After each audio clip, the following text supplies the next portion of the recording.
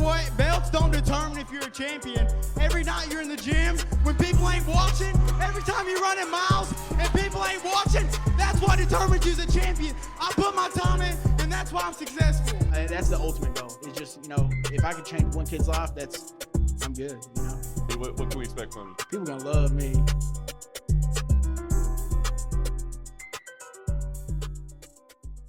What is up, guys? This is episode 4 of the TeamCole Show, and I have a special guest today. He is the creator and operator of the Union Sports Network, the official sports network of the Union High School.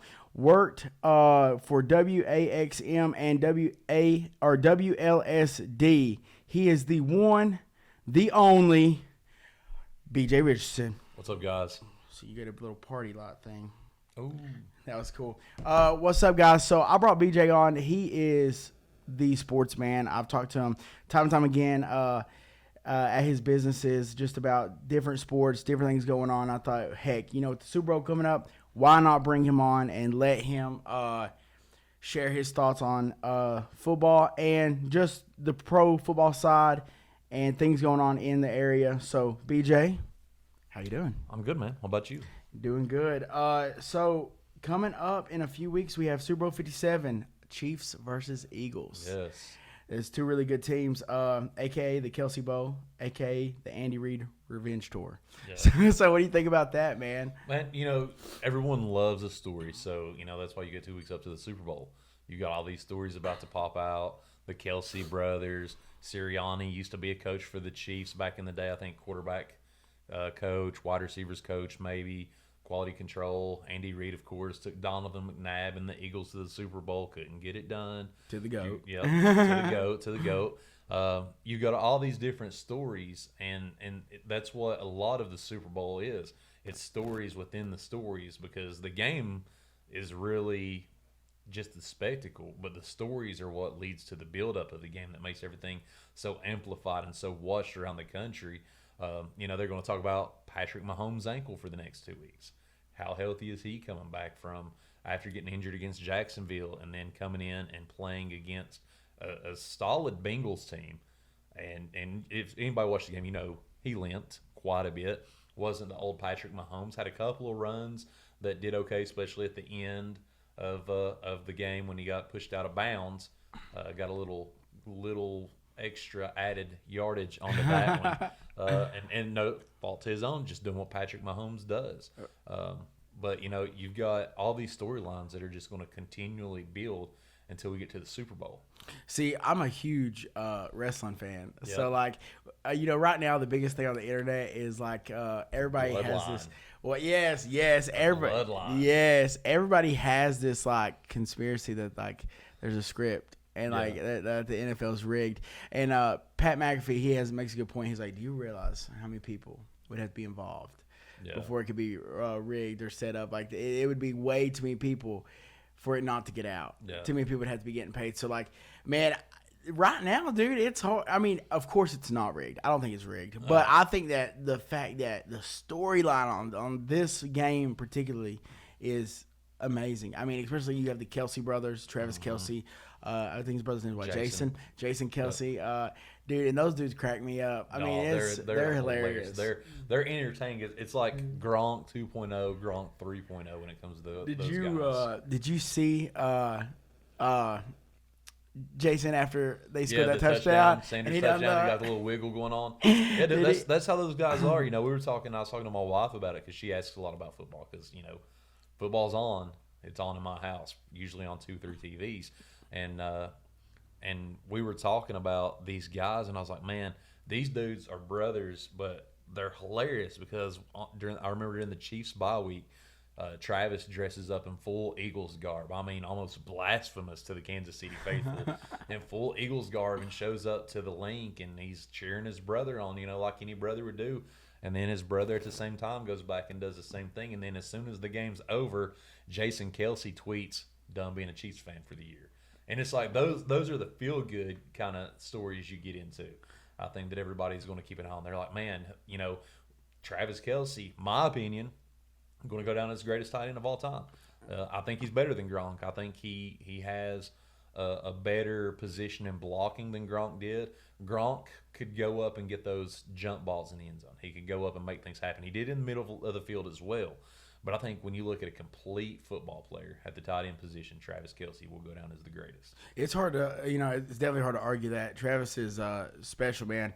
But, I tell you who is performing at a unreal level right now is Patrick Mahomes. Patrick Mahomes, yes. 5th season. It was AFC Championship, 5 Super straight. Bowl, AFC Championship, Super Bowl. I mean, I don't remember a quarterback doing that. This is like a little special, man, and especially coming from Texas Tech. I mean, I didn't really hear much on him when he was in college, just because I'm an Alabama fan. I throw that out there. So I really didn't keep up with like the schools like that.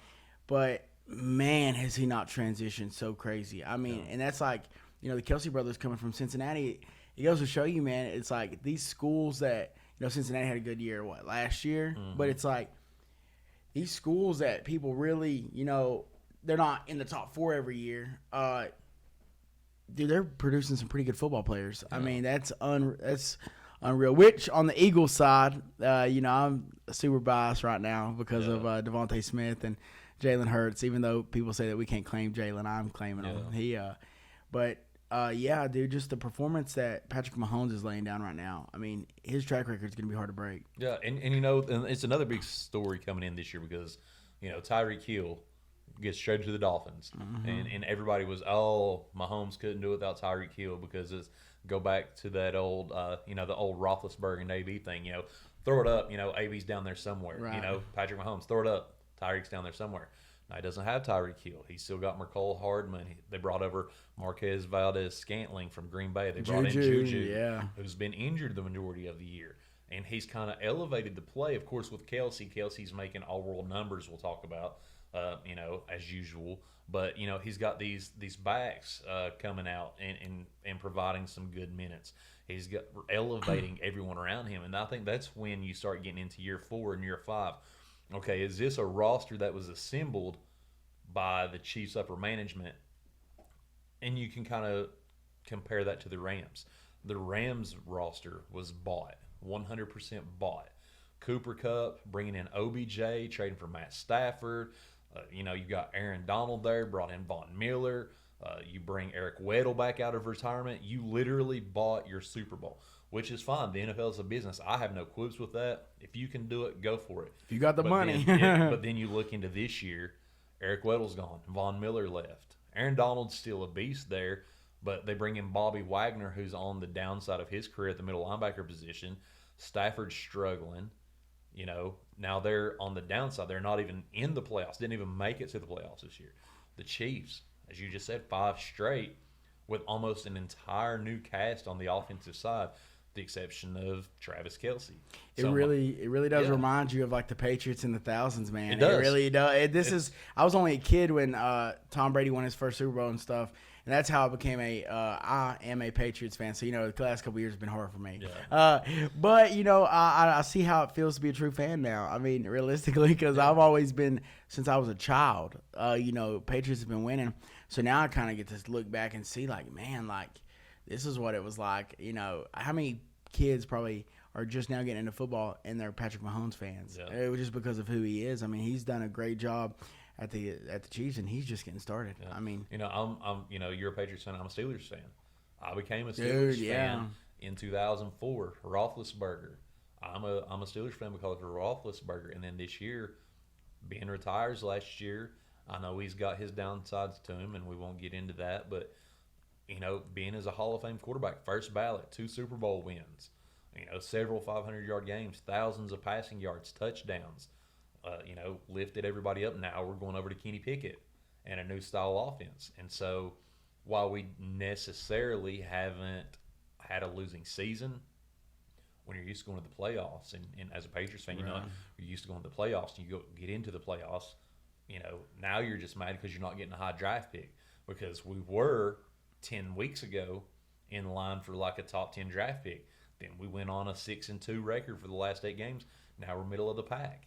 And so now it's like, man, we were just bad enough that we didn't get the playoffs, but we weren't good enough, or we were just bad enough not to get a good draft pick, but we were just good enough not to get into the playoffs. So it's like it's what do we do here? And now we're in a conundrum to where what's the future look like? What's next year look like? Right. I mean, it is. And I'll tell you, like, you know, and I keep talking about like the Patrick Mahomes and the Chiefs and stuff. But man, the rest of the AFC, dude, you have Joe Burrow. Man. Dude, the Bengals are only getting better, man. They got T. Higgins. They have oh my God, what's Jamar Chase. Dude, Boyd, Mixon. I'll tell you who my heart goes out for is that 22-year-old kid that hit Patrick Mahomes at the end of the game. Yeah. He was just trying to make a play. And everybody, you know, because the internet is so crazy when it comes to stuff like that. But he had a crazy game. I mean, he was playing his ass off. And it was like to see, man, he's still a kid, 22 years old. I was not there. And you know what? And I'll kind of put that on your veterans a little bit too. You got to put it on the player, and the player held accountability.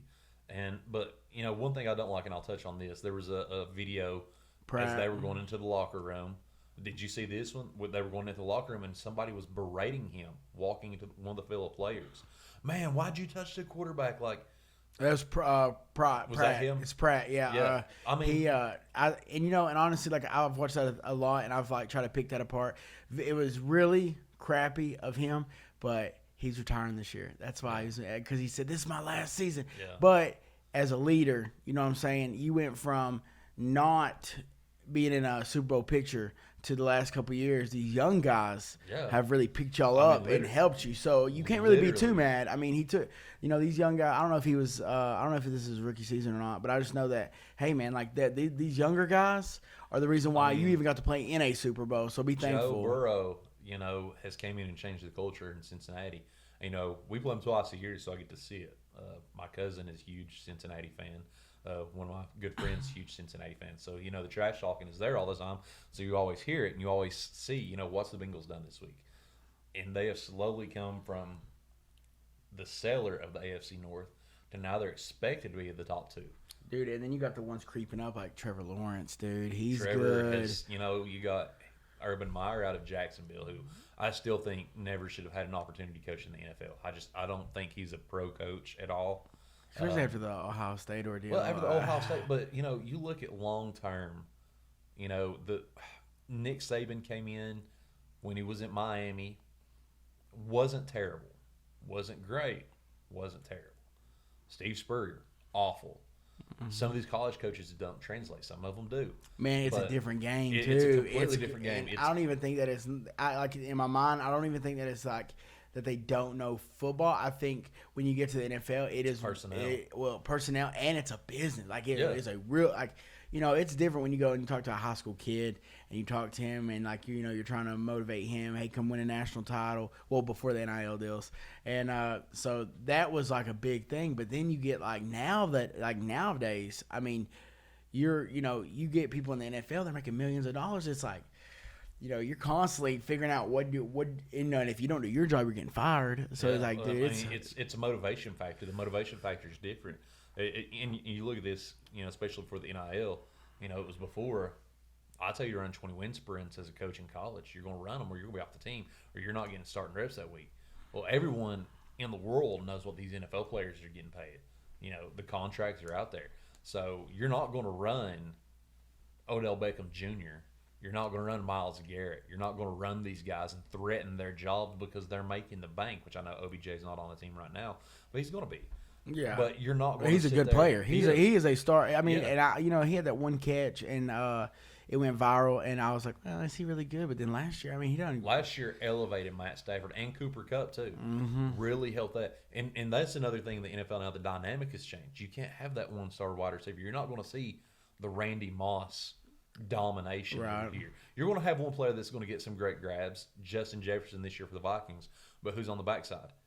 Adam Thielen. They traded for T.J. Hawkinson from the Lions, which super beneficial for both of us being massive James Mitchell fans. Yeah, I'm going pumped. to open the door for that. Super excited to see Hawkinson go. Yeah, great player. Got to see 82. I plan on having him on the show actually next. Yeah, too. He's awesome, man. He's and dude, he had an incredible year. For you guys that don't know who we're talking about, James Mitchell. He's a local here in Southwest Virginia. He's went to Union High School, had a phenomenal high school career, a phenomenal college career. Had some injuries, but as far as like just being a leader, man, he definitely took part, and they definitely pushed him to be better. And now he's in the NFL. He's just finished his rookie season with the Detroit Lions, and I seen where they came out and they said that he caught every target that was through him, and it was like for every player in the NFL that didn't drop a pass, he had the most targets. So man, that's super impressive, man.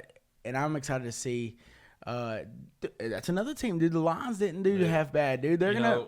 I'm not a big believer in when you have a favorite team, that's your team. You stick by that team, right? But man, Hard Knocks, watching HBO, and of course having James on the lines helps as right. well. But man, Motor City Dan Campbell, as Pat McAfee calls him, MCDC, and Aaron Glenn, and those dudes in the lines, man, they just battle and grind, and it's hard not to like them. Right. And, I found myself watching as many Lions games as I did Steelers games this year because I was like, man, let's go. Let's get them turned around. And when they started to click and get it going, that's the great thing about the NFL. How many teams at the end of the season, we talked about the Steelers being 6-2 over the last 8 games. The Lions did the same. The Jaguars did the same. Mm-hmm. You can't do that in college. You don't do that in college. Mm-hmm. College, you have your 4 and 5 stars. Yeah, you're going to have the upset game here and there.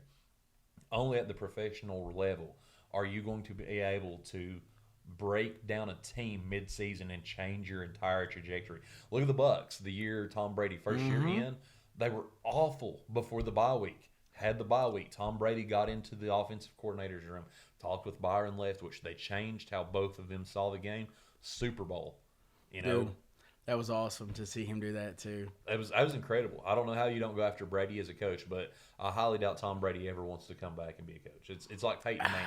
I think today he announced his retirement for the second time, and it is kind of painful because it's like the first time everybody was caught off, like, oh my god, this sucks, and then we got him back. So now it's like we've lost him again, and even on his on his Instagram he came out and he said, you get one heartfelt retirement. I wasted it last year, but I'm done. I think he just, I don't know, man. I think that he gave everything for this game, and I think the older he gets, of course, he's still producing good numbers. But are you just a shell of what you used to be, or are you? How long can you really play at this level? I mean, they're getting hit by the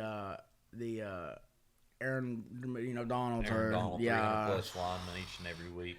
Injuries. And, this is the longest an NFL season's ever been. 17 games, 18 weeks regular season, not counting if you get in the playoffs, 3 weeks preseason. It's a long grind. And I'll even go back to when James Harrison, before he retired, talking about his he went in depth on what it took to keep his body in shape. It was like $100,000 a year just on massage therapists, hyperbaric chambers, treatment, just to keep your body in the physical shape, which I know the defensive end linebackers, outside linebacker position he was playing is a lot more physically demanding than what, the quarterback position can be per se, because unless you're a Mahomes or Lamar Jackson, 90% of the time you're staying inside the pocket. You're just trying to avoid getting hit because your main focus is reading through your progressions, checking out your timing patterns. You're not worried about running the ball. You know as well as I do, Tom Brady don't run the ball. No, but he's just, and honestly, a lot of people have been talking about like the torch being passed and stuff to Patrick Mahomes, but man, in the grand scheme of things, like times have changed, and he's just a different quarterback. It's hard gonna be until he has accomplishments which way. I know people bring up the basketball thing too, like, okay, well, we didn't do that to Michael Jordan. He didn't get the title stuff, but I need to see how he does 5 more years from now. Well, you talk about the game changing RPO.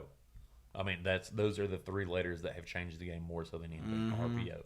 You have to have a quarterback that threatens the ability to run. Joe Burrow doesn't run the ball a lot, can run the ball a lot. Mahomes does run the ball quite a bit, but usually because he's got great protection and his receivers are downfield and he can make a play.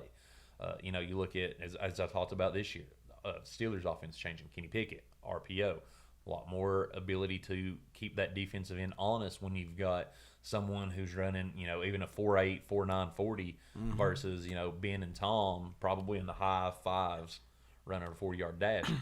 You keep those defensive linemen guessing at where the ball's going when you're running a play action on the RPO and you've got these open lanes. And there's so many different options available that your progressions are so different now. So you're looking at handing the ball off. You're looking for a bubble screen. You're looking for a back screen now. I've seen 2 screens develop on plays sometimes. You see 5-yard ends, curls, check downs. There's so much to do from the quarterback position that if you can't keep up with the speed, you're ancient already. Yeah. And that's why I think you're seeing this influx of talent with the new guys, which, everybody has to get younger. You can't keep the older guys in there. But, that's why you've got Mac Jones in New England, Trevor Lawrence, as you said, Pickett, Burrow, Dak is right there. He's not the young guy anymore, but these guys are going out. Dak's looking like a veteran. Russell Wilson. Right. Russell Wilson's the old man in the league now. Derek Carr, wherever he might end up. That's he's not going to be crazy with the to Raiders think, man. yet. That's crazy to think. Cause, Aaron Rodgers. Where's Aaron Rodgers going to head? I mean, he talked on Pat McAfee about there's conversations being had without him, almost saying there's going to be a trade happen. Or they're going to cut him and let him go, and they're going to hop on the Jordan Love bandwagon. Does he go to San Francisco? Because, we didn't even talk about Brock Purdy, who's another one of those quarterbacks. Towards UCL. Towards UCL. Tommy John surgery. He's going to be out for the whole year already next year. These younger guys are coming in and thriving in these offenses, but you've also got younger head coaches, coming in. Sirianni for the Eagles. You've got Matt LaFleur. All those guys that are taking the game and modernizing it to what the athletes are now with the quarterback position. Cliff Kingsbury did the same until Kyler Murray couldn't get off Call of Duty. Right. He was he was money until Warzone very 2.0 came out. He was very upset about that comment too. I remember when he came out and he was like, "I think that is very disrespectful for the job that I put in my." And I'm like, "Bro, if that comment came out, there's a little truth to it, man. Yeah. You better just chill." But no, man, and especially talking about like as far as like greatness and stuff, I think especially with Tom Brady, the one thing that really stuck with me though, and like the Ben and all those guys is like, how did they change the game? And it's like, the Steelers wasn't getting number 1 through 10 draft picks for those years they were successful, but they were bringing people in and they were making things happen. Developing. Dude, the Patriots, that's one thing that I think revolutionized the whole game with Tom Brady is like, let's keep it real. He's not the best athlete. No. Not even close. I mean, we've seen, and that's another thing that's changed in the NFL is like your level of athletes today with the medicines and the machines and the knowledge that's carrying over in today's times. Your top athletes, man, what they do to them, the testing they do, even at like the UFCP, I had a chance to go there. Yeah. Dude, like to watch what they're doing to them athletes, and then for me just imagine what they're doing to the NFL athletes are like unreal.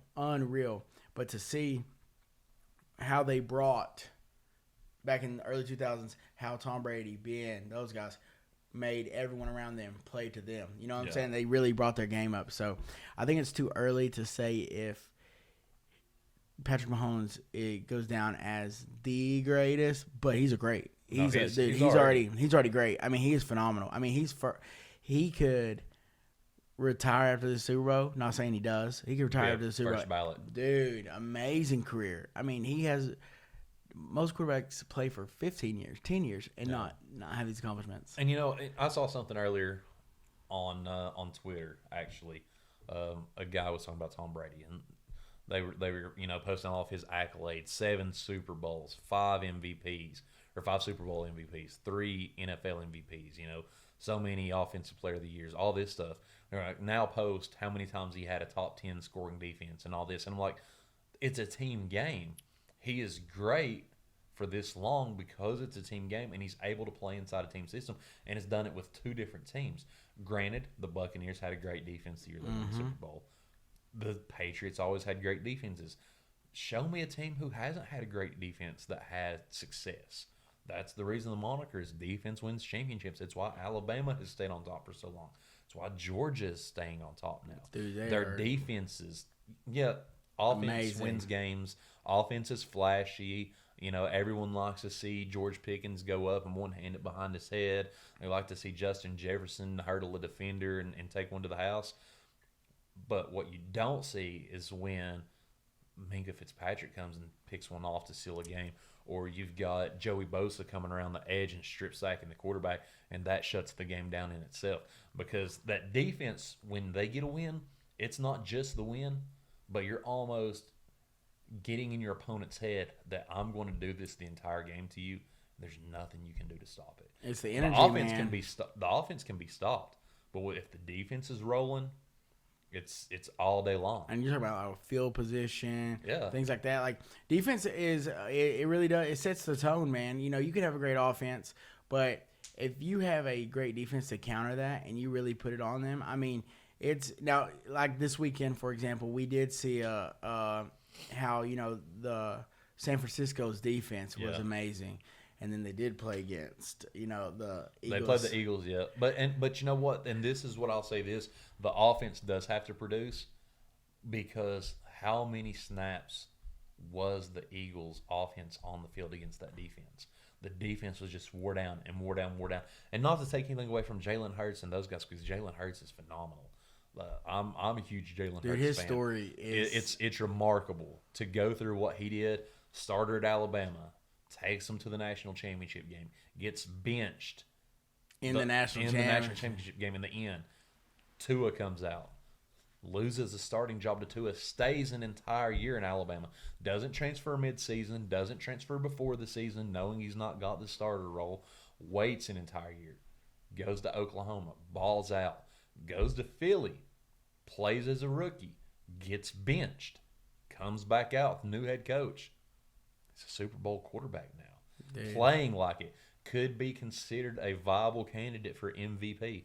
I'm a huge Jalen Hurts fan. Wanted him at Virginia Tech when he was leaving Alabama. You know, we always want everybody. Awful, but the scraps. But somebody's transferring. Are we after them? That's a real thing with VT Twitter, by the way. Somebody enters the transfer portal within 30 minutes. We're trying to get him. We're trying to get him. But no. Jalen Hurts, man, he's a baller. He's a winner. Y'all need more McDonald's bags. That was Tennessee. Tennessee McDonald's. That's what I'm saying. Y'all need those McDonald bags. You know, we got enough Tennessee fans around here. They can tell you how to do it. Yeah. Which now, man, the college game has changed now. Yeah. I mean, the NIL, you don't have to have them. You don't need it. Doesn't all that stuff does not even matter now. No, and it's great for the guys that are. And I'll say guys and girls, because, you're getting the NIL deals with, all the athletes now. Yeah. And they do deserve some of that revenue. I think so. I think there needs to be a limit. When's I was about to say when is too much. There's got to be a limit, because, and I think back to, I don't know if you ever watched the show Ballers on HBO with The Rock. Okay, I've seen some highlights and stuff on it. There were some things one season, him and Eddie George were talking about the players and the money they spend. And you've got young guys coming from cornfields in the hood, and that their parents grew up on food stamps, and it varies, similar to what we see around in Southwest Virginia. You're in lower income housing. You're from here, and now all of a sudden you've got millions of dollars sitting in your bank account. Imagine going from somewhere like Norton, Virginia, to New York with millions in your pocket, to Miami, from somewhere in little old Oklahoma with millions of dollars in your pocket. Having the maturity and the ability to be able to do your craft, one, and save enough money for yourself, two, to be able to have longevity for your life and the style that you want to live. I look at, and I talk about this all the time. Thomas Jones, Julius Jones, both in the league. Heath Miller, all in the league, all from Southwest Virginia. As far as I know, all doing very well, exceeding in life after football, because they were shown first in their home lives. Blue collar, man. Blue collar, how to sustain life, but then had the brains to be able to amplify that once the playing careers are done. Thomas has got a record company. Axe does the whole thing. I'm not he sure. Has I talk to Thomas sometimes, and he actually has an app. What's it called? I think it's CoStar or whatever. Yeah. And he's real big on that stuff. So he has a app for your phone. I don't really know what it does, but he tells me all the time I need to download it. I'm like, all right, man. But listen, maybe we can get him on the podcast. Dude, that would be amazing to get him on the podcast. I would really like that. And going back to the NIL deal, man, the one thing that I hate about that, I like it. I think there needs to be a cap. Yeah. I think because I know how it feels to be a college athlete and not have any money. Yeah. So that sucks. But one thing that I definitely didn't like about this whole thing is just thinking about the players that would have benefited from it if this would have been a thing years ago. You know, like Reggie Bush, man. Yeah. Like, they took his Heisman from him, didn't they? Took his Heisman. Still haven't given it back. He's made amends with USC, though. And so I think that personally was a big thing for him. But, I think Reggie Bush is one of the greatest college football players of all time. Right. No, I agree. He was electric. He made USC better.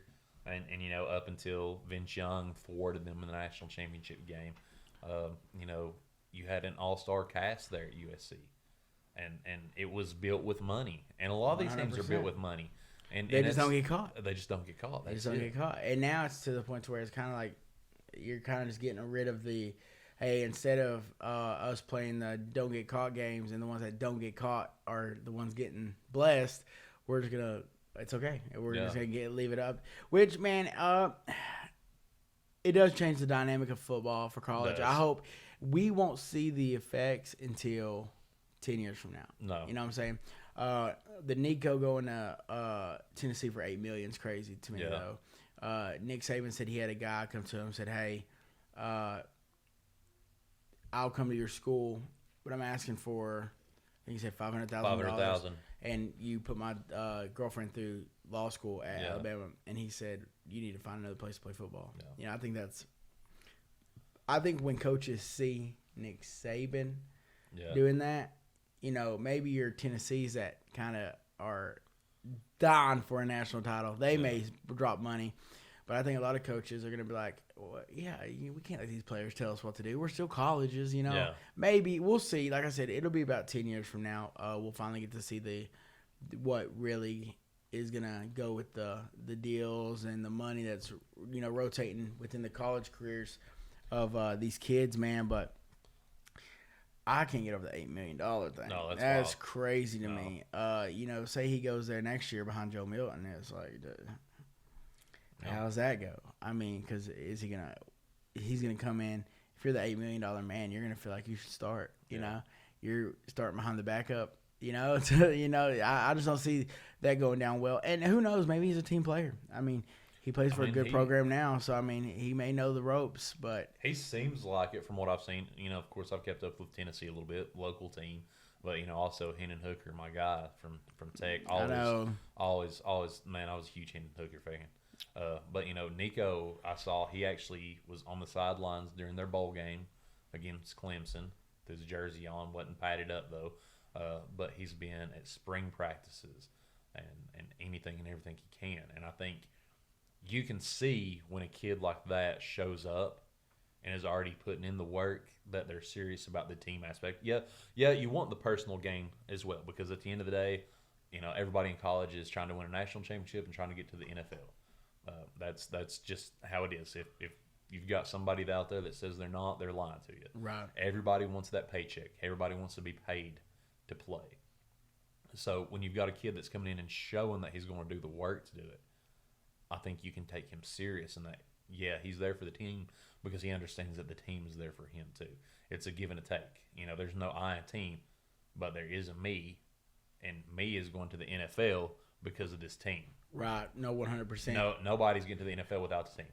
I would like to see what contract says. I would really like to see that, because I'm curious just to see what's kind of being held over his head. What's he really? There's got to be some triggers in there. If you transfer out, this stops, and somebody else is going to pick up. Well, the tab does he down get the road. paid? Does he get paid like up front, or that's the big thing? Like, is it over the course of some time? Do you have to perform? See, and I don't think the NIL. I don't think it's performance measures like bonuses in the NFL are. I think it's more appearances, name, image, likeness, not necessarily performance things. So you break it down to, so he's going to have this many appearances at this car dealership, for say, because I'm sure he's partnered with somebody in the greater Knoxville area, right? That's going to put or him do you on some even think? billboards. Do you even think it's that? I mean, I think it's mainly just like you are obligated to be. If we're paying you $8 million, you're obligated just to be at practice every day. You're Yeah. obligated to come to the meetings. You're obligated to be the first one Yeah, there, you the got last to be one the late. face. I think that's what it is. I think and if that is what he's getting paid $8 million for, touche. I mean, but man, it's like imagine being 19 years old with $8 million and that much pressure. Account. Yeah. Or that much pressure, like we will pay you weekly. You're at an $8 million rate for the course of whatever. I'd say, you think they've done it for 4 years? You think they're gonna, you know what I'm saying? Like, I don't think they know he's not gonna be there for 4 years. I think it goes on a year-to-year basis. I would assume, just because $2 million a year. Yeah. But do they? Depending on how that's it's what I was structured, saying, though. man. That's if you don't stay. And, and that's why you see a lot more of these NIL companies pop up. I know Tech has like 3 up there that I'm familiar with. Tech Triumph, and they help handle the NIL deal for the student athlete aspect. So in turn, it's almost like an agent. They're helping you sign these deals. They're helping you find these deals, the right things for you, so you can make money, and you're also helping the university at the same time. And it's reputable through the university. You have certain ones that the university is partnered with. Mm-hmm. So it's kind of helping, so you're not out here promoting, John's Crab Shack on, Back Valley Road that nobody knows about, and somebody just, forking you over some money to get you here. It's all got to be reputable, and it's all got to make sense for you and the university. Dude, I guess, I hear agents in college, man, it's like I said, it's such a new dynamic because realistically, it's like you think about the Bo Jackson situation, and you're like, that it's just crazy. We're definitely living in new times of sports. I mean, this is crazy. But yeah, man, 10 years from now is going to be absurd. That's absurd, man. You were talking about having James on, and he didn't do any of the NIL deals in college. He came out and said, "I'm not going to do any." He did everything right too, man. That's awesome. Going to focus on his academics, play the sport. He declared early graduated, but a part of me wishes that he would have, so we could almost kind of pick his brain at some level, which I'm sure he knows a lot about. He got a lot of friends at Virginia Tech and Tennessee, and a lot of those guys, knows a lot of people throughout the world. But I'd be interested to see what that entails with someone. God, talk about that first NFL contract too, man. That's crazy. I mean, but you know what though? He done everything right. He really did. A lot of people get this opportunity. You look at any other kid. I'm not going to mention any names. I'm not going to throw one of the best. But you look at any other kid who's been blessed with a great opportunity from here in the last 10 years, and it's like they've kind of either went smaller because they didn't want to go big and sit, or they went big and then realized that they didn't like that environment. And to see that he done it the right way, it was awesome. I remember seeing him, his first game, kickoff return team, right there on the front line. Right where the typical hog mollies are. You usually put your beefier guys up there to get a block on somebody. I remember seeing him there, and then starting to matriculate into the starting rotation, and then he's a starter, and then he's making one-handed catches on ESPN and taking jet sweeps around and scoring touchdowns as a tight end. Fun fact about James real quick.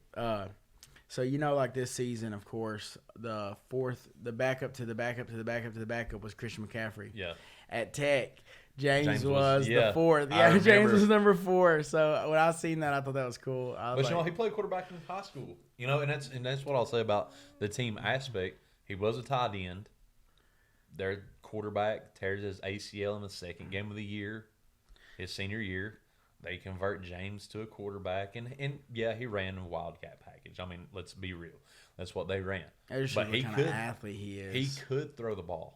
They didn't throw the ball enough, in my opinion, looking back on that season. Yeah, Travis Turner. No, I'm just kidding. I'll never forget the Appomattox game at the park, man. They were down and having to come back, and so James had to throw. Carried out a beautiful play-action fake to the right. Hit a receiver wide open. I mean, in the numbers, 35 yards away. Makes you think, why did we not do this? Yeah, and it's like, man, why didn't we do this more? Instead, I remember there were a couple times where they put him back to tight end and, kind of throw him a jump ball situation. But, if anybody's, familiar with Appomattox, they know they had some athletes too. Had a couple kids. They got one, Penix, just committed to Virginia Tech. A couple went to North Carolina State. So they had some D1 athletes as well. But I just bring that up because, talk about a team guy. He did everything he needed to for the team. Dude, was tremendous or wonderful. He's one of the best athletes I've ever seen. Yeah. You know, I've seen some really good athletes over the course of the years, but like to see what he done in all sports, not just football. How good he was at basketball. He kind of got overshadowed because he was played during the Matt McClung deal, but dude was a amazing basketball player, amazing football player. Just track athlete. Track at one state was a state champion track, man, and just goes to show you what kind of athlete he really was. Was blessed enough to. I'm glad I was out of school so I could watch a lot of it. You definitely didn't want to be a competitor against that. No. I was talking to his cousin the other day because James came in. I seen him, and we were talking about like the greatest fighters of all time. And I said John Jones, 100%. Yeah. And then I looked over and I said, I don't think he realized this, but that's what John Jones looks like. Like that's his size. Yeah. And he started laughing. I was like, no, I'm not joking.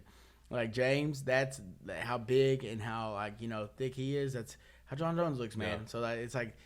That's the type of athlete we're dealing with. I mean, he really is. He's a special kid, man. Well, not a kid no more. He's a man, special man. And I just see great things. I think he'll have a great career in the NFL. Yeah. And I'll tell you this, and on a personal note, no greater ambassador for Union High School, role model for kids to look up. They retired his jersey this year, and he stayed on the track signing autographs until every last person got their autograph. My little boy got his boot signed. That's he awesome. didn't have anything. He had James sign his boot, so he walked over to the bench with him, signed my little boy's boot because that's what he wanted. But you know what? My little boy still got those boots in the top of his closet with the James Mitchell signature on. That's awesome. But he did the same thing. He popped up at a basketball game, stays and signs everything for anyone. Just that's awesome. Because he is, man. He goes to show you hard work and just and more than even hard work, more than even athleticism, it's like his character, man. Yeah. That speaks a lot about just who he is. So I'm excited to have him on. So before we wrap it up, two things I want to ask you. What's your prediction for the Super Bowl? Man, I've gone back and forth. This is what I'll bring up. I'll bring up injuries. The Eagles are injured at offensive line. Dickerson went down with an elbow. Saw that it looks like he's going to play. I think a lot of these guys, once you get to this time of the year, you're going to have to rip it off, for them not to play. But the Chiefs wound up pretty banged up in that AFC Championship game. I know linebacker got hurt, offensive lineman got hurt, defensive lineman got hurt, Juju got hurt. Patrick Mahomes is still injured. I think it's going to come down to who can get the healthiest. And be able to get full practices in and get ready for the opposing team's offense. So with that said, I'm taking Philadelphia 35-24. 35-24.